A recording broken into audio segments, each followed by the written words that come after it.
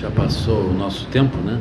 Mas ainda assim, se tiver algumas perguntas, a gente poderia seguir um pouco mais. Pode falar, por favor. Como foi feita a escolha das pessoas para que elas participassem dessa reunião? O que aconteceu foi assim. Naturalmente, nós temos algumas pessoas conhecidas dentro da comunidade. Então, dentro da comunidade, nós começamos a falar com uns e outros. Esses uns e outros apontaram uns e outros adicionais, né? Aí nós terminamos gerando esse primeiro grupo de pessoas que a gente teve contato pessoal. E todos eles foram convidados. Claro que desse grupo não foram todos, mas também foram muitos. Foi um número expressivo daqueles que a gente já tinha contato, né? E todos eles, de uma forma ou de outra, estão em contato conosco, né? Agora, eles também têm amigos. Aquilo vai se estabelecendo como uma rede, de fato, né?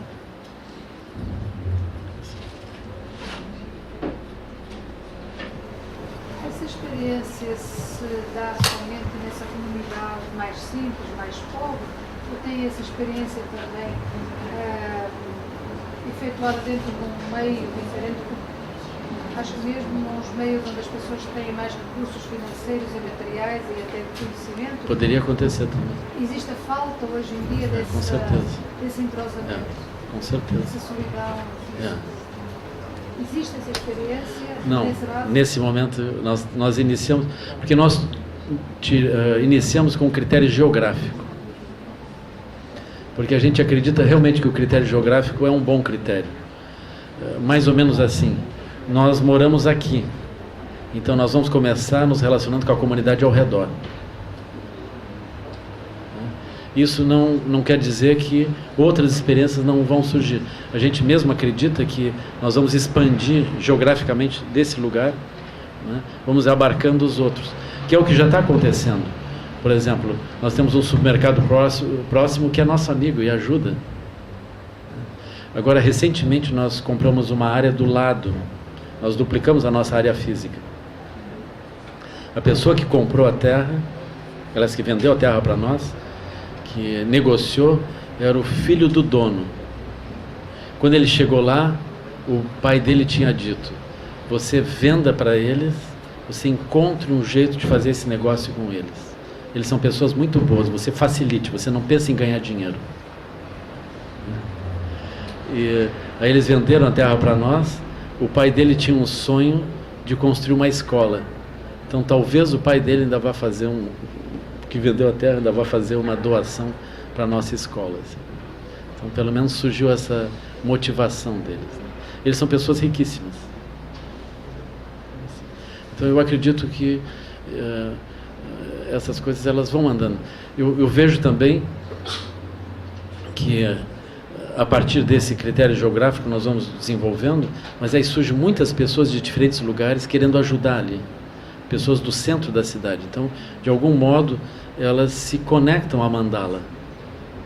Então eu acredito que a partir dessa conexão, vendo aquilo funcionar, elas também consigam fazer isso funcionar melhor em outros lugares. Esse movimento da mandala é pioneiro nessa comunidade entre vocês, ou é um princípio budista que está atuando em outros lugares? O princípio mandala é o nome que se usa para a experiência que nós temos quando olhamos com o olho da deidade. Esse é o ponto. Então eu estou usando isso no sentido mais amplo, mas na verdade é isso mesmo, porque o que acontece dentro de nós é o olho da deidade, sabendo ou não é isso. Então nós efetivamente começamos a construir terra pura. Os referenciais para os olhos não são os referenciais comuns da roda da vida. E a recompensa em energia, ela não pertence ao processo usual da roda da vida. É um processo milagroso mesmo. Só que o processo comum do samsara, ele também é um processo milagroso. Mas é um milagre meio torto. Nós usamos o mesmo princípio para fazer isso melhor, assim. Mas eu não conheço, é possível que tenha outros processos funcionando assim. Ainda assim eu não conheço, né? Não conheço outros lugares. O primeiro que já não é o princípio de uma comunidade budista, quer dizer, a vossa, mas não é o princípio budista que esteja espalhado agora por todos os lugares. A gente espera que seja um processo incendiário. Né?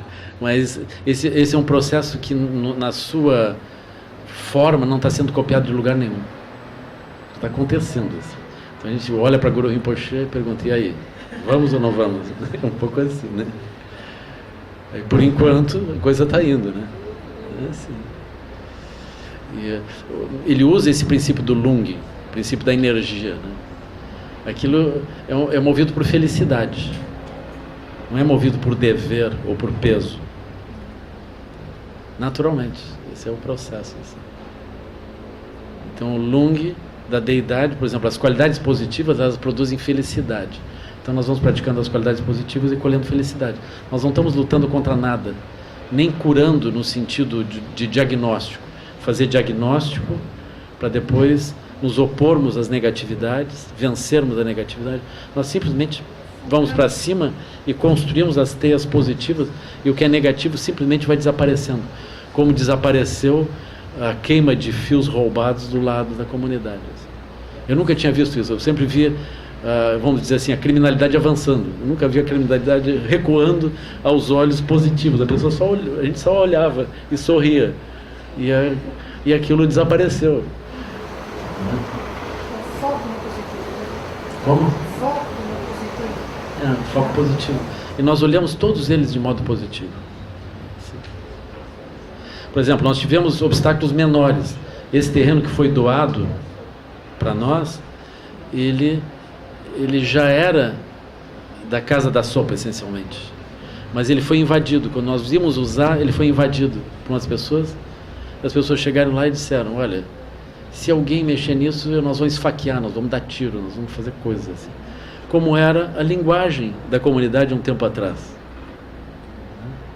E aí eu disse para a Dionísia, deixamos eles, nós só vamos olhar positivamente para eles, nós só vamos criar relações positivas. Aí com o tempo eles foram estabelecendo conexão. Quando eles foram embora, nós ajudamos eles a construir uma outra casa mais adiante, que eles acharam que era melhor, e foram embora, deixaram o terreno para nós. Aí veio a associação e doou o terreno formalmente para nós. E a gente não aceitou, e transformou na sede dessa instituição NASA. Então agora nós estamos tentando fazer o registro, estamos estudando o estatuto, né? Então vai passar por esse processo, a gente precisa de CGC, regularizar isso direitinho, abrir conta bancária, traçar todas as doações, ter uma visibilidade, uma transparência, todo o movimento e documentar tudo, assim, com cuidado, né? Então na diretoria nós temos a metade das pessoas da comunidade que não tem muita experiência. Ainda assim tem uma professora. E tem o pessoal da nossa comunidade, que são pessoas de grande experiência. Por exemplo, o vice-presidente do NASCEM, que é meu aluno, mora no centro budista, ele foi secretário do planejamento de Caxias do Sul, que é uma das grandes cidades industriais do Rio Grande do Sul, né? Ele foi secretário de planejamento 2 gestões. Pelo PT. Aí ele passou, ele trocou a Secretaria de Planejamento por morar na comunidade sem ganhar absolutamente nada, só gastando a pouca reserva que ele tem, né, e emagrecendo, né, e com muito trabalho. Então ele está nessa situação assim, né? Então nós temos várias dessas pessoas maravilhosas, dotadas assim de muitas qualidades, que estão lá ajudando a fazer isso funcionar. Então ele tem esse conhecimento todo, né? Assim. Mas só que ele está usando agora o referencial budista. Isso para ele também é novo. Ele disse, eu estava acostumado a criar processo de conflito, criar lutas em vários tipos, né? Agora ele está sorrindo, porque ele está vendo aquilo tudo funcionando. Eu acho maravilhoso, né? E vejo isso como um milagre mesmo. Mas um milagre porque os nossos olhos estavam fechados, é como se não fosse possível as coisas, né? Eu acredito que nessa direção nós podemos ir muito longe, não só nas regiões urbanas, mas nas regiões fora da cidade, porque, por exemplo, os agricultores que também estão sem terra, isso não é um grande problema. Eles não precisam Eles precisam de uma boa ideia. Eles precisam de méritos. Evidentemente, não falta recurso para eles adquirirem propriedades, para eles... Não precisa nem a reforma agrária na forma de doação. Por exemplo, aquelas pessoas pobres, elas vão comprar a terra deles. Não tem problema. Se nós temos uma atividade econômica, como é que não vai pagar o mínimo que é a área sobre a qual nós geramos essa economia? Isso não é problema. Nós só precisamos de financiamento. Se nós estamos unidos, nós produzimos e tudo funciona. Agora, se não tiver um bom plano, os próprios projetos de reforma agrária não funcionam. Como há muitos projetos de reforma agrária que também não funcionaram, alguns deles se configuram até em crimes ambientais. Porque as pessoas extinguem, cortam a madeira no meio da sua miséria, da impossibilidade de fazer aquilo funcionar direito. Assim. Então, o que nós precisamos é de união, tecido humano, qualidades positivas. Aí tudo se resolve.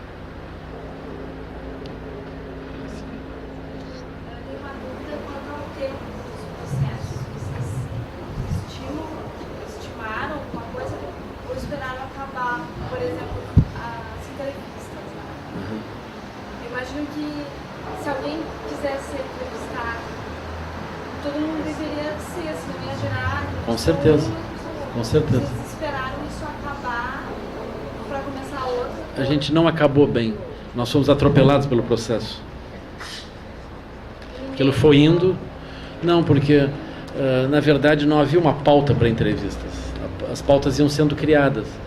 As etapas amadureceram, foram uma atrás da outra. Agora, a etapa de entrevistas foi mais lenta do que todo o desenrolar. Quando aquilo começou a funcionar, foi assim... intenso, né? Eu vi, especialmente a Dionísia, assim, eu fiquei muito surpreso, né? Agora faz, eu acho que um mês e meio, ela foi me procurar, eu disse: Lama, eu queria falar consigo. Ela chegou com um grande sorriso. Ela disse: Lama, pela primeira vez eu não vou lhe pedir nada. Eu não estou precisando de nada. Eu fiquei muito feliz com isso. Ela disse: agora eu não sou mais quem pede, eu sou quem oferece. Eu achei aquilo o máximo, assim. Ainda com os dentes todos faltando. Mas o coração dela, assim... Então a felicidade, a gente não precisa nem ter todos os dentes, com certeza. Esse método da investigação iniciativa lá na Universidade da Mão foi conduzido por algum psicólogo? Ele foi usado pela primeira vez dentro do próprio SEB. Não propriamente um psicólogo, mas uma das pessoas que aprendeu esse método, não é, que foi o Antônio Carlos Valença, de Recife. Então, isso é como a nossa sanga de Recife colaborando com a sanga do Caminho do Meio. Esse método foi feito através das organizações. Isso. Achei legal, ele está sendo utilizado numa comunidade. Isso é interessante. Ele funciona assim. Algumas pessoas não gostam muito, por algumas razões, assim, né? Mas eu acho interessante esse processo.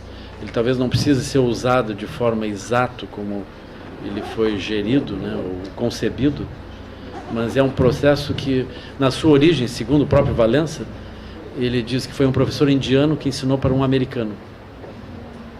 Então, o Valença acredita que isso vem da própria forma como as comunidades conversavam na Índia, que foi traduzido para uma linguagem para isso funcionar. Assim. Eu achei essa imagem interessante. Assim. Esse nosso processo, nós temos um outro trabalho também, que a gente poderia dizer um trabalho social, né, com periferia urbana, que é no Recife. Eu tenho essa proximidade grande desse trabalho lá, que é dirigido pelo Aurino Lima. Esse é um psicólogo que agora fez doutoramento na área do budismo também, tese dele, né?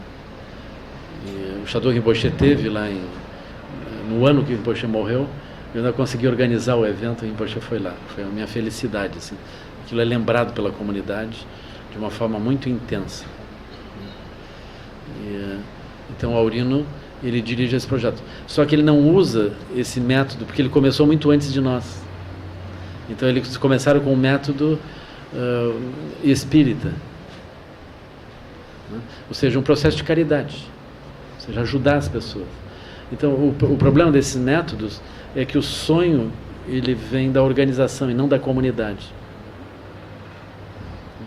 Então ele não cria o tecido social. Ele traz benefício, forma, arruma, né, dá um eixo para as pessoas, mas ele não estrutura a comunidade. E a comunidade estruturada é maravilhosa, quando aquilo começa a incendiar. Né? Isso é maravilhoso. Isso é uma grande alegria. Assim. Agora, eu não sei como fazer no centro das cidades, não sei ainda, mas eu acredito que seja possível. Acredito que seja possível. Como? As sangas são um pouco isso, assim. Mas a estrutura da sangue é diferente também. E são desafios. As sangas, elas de modo geral têm uma estrutura piramidal.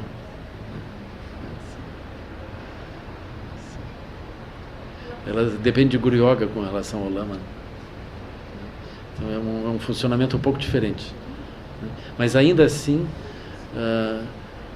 a gente vai olhando, vendo como que essas coisas vão andar. Agora, fora das sangas, as próprias comunidades, por exemplo, como é que seria em Copacabana?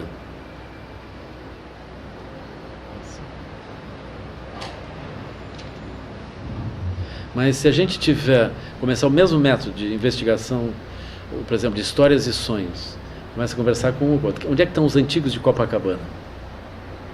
Essa é uma coisa interessante. As pessoas vêm. A gente começa a perguntar, o que você viu de bom em Copacabana? Então, era isso. O que seria bom fazer por Copacabana? Daqui a pouco nós estamos sonhando. Daqui a pouco tem um grupo em Copacabana que está sonhando. Esse grupo pode ter 200 pessoas, 500 pessoas, porque todos nós estamos aspirando uma Copacabana melhor do que a Copacabana de hoje. Né? Aí nós começamos a conversar. Aí, a partir disso, começam a brotar os sonhos, mas os sonhos não vêm de fora. Eles não são o governo do Estado, a prefeitura sonhando o que fazer aqui. Hoje nós estamos um pouco paralisados. Não sei o que aconteceria, mas tem que perguntar para os próprios sonhos dos próprios copacabanenses. Né? Então esse é um método interessante.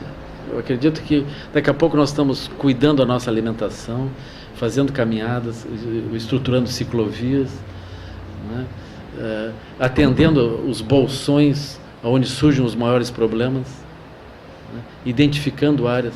Por exemplo, na comunidade lá do Castelinho, a gente descobriu pessoas heróicas. Né? Eu não cheguei a entrevistar essa senhora, mas é uma senhora que cuida de doentes na sua casa. É como se fosse uma enfermaria, ela tem uma enfermaria em casa. Gente que não, por exemplo, vai para o hospital, aí volta para o hospital, a família não tem como cuidar. Porque o hospital não vai ficar com doente crônico. Ele manda com um tratamento. E a pessoa está mal, ela precisa ser cuidada. E aí, como é que faz? Aí a comunidade desenvolveu isso. A comunidade tem também as creches informais. A gente precisa apoiar um por um desses movimentos. Mas isso tem que ser a aspiração da comunidade.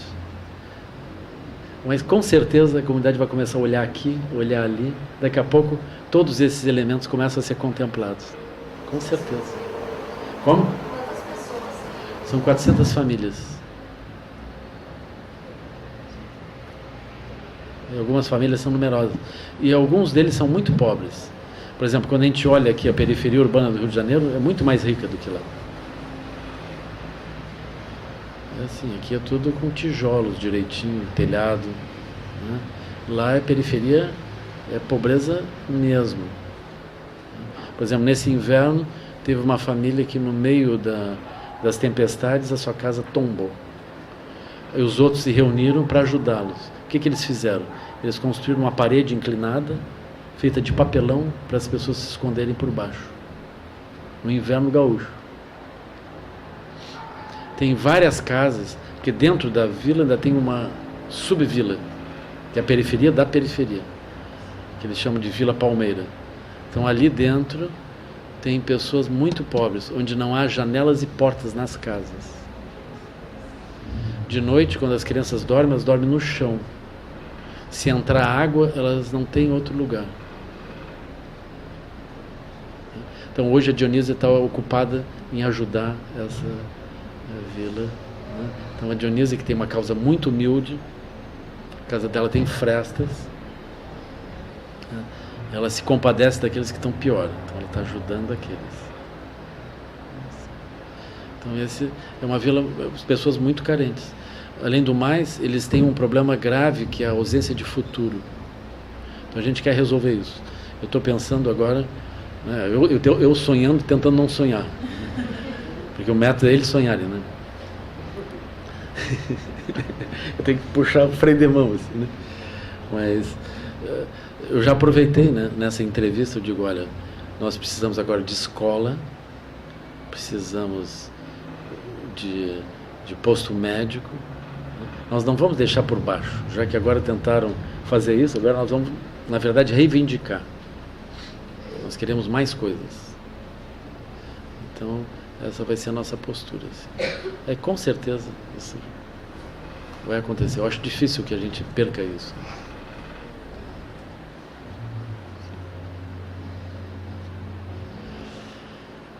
Assim, numa outra vez eu vou contar para vocês como que a prefeitura de Três Coroas quis instalar o lixão da cidade do lado do Gompa e como que a gente conseguiu evitar isso e fazer todo mundo ficar amigo. Eu vou contar isso. Vai ser uma outra história. Ou seja, como usar um método budista sem conflito de resolver essas coisas. Depois eu vou contar também como que aconteceu. O movimento tradicionalista gaúcho resolveu botar um centro de rodeios do lado do Gompa, com aqueles alto-falantes, o gado, lá vai a vaca correndo, alguma coisa assim, do lado do centro de retiro do Chador Rinpoche. Como que a gente conseguiu contornar isso também? Só com sorrisos e resolvendo as coisas sem conflito, tornando as pessoas mais amigas. Isso é o que eu achei difícil. Essa coisa lá do Castelinho eu acho que é mais fácil. Está bem, queridos. Então, muito obrigado.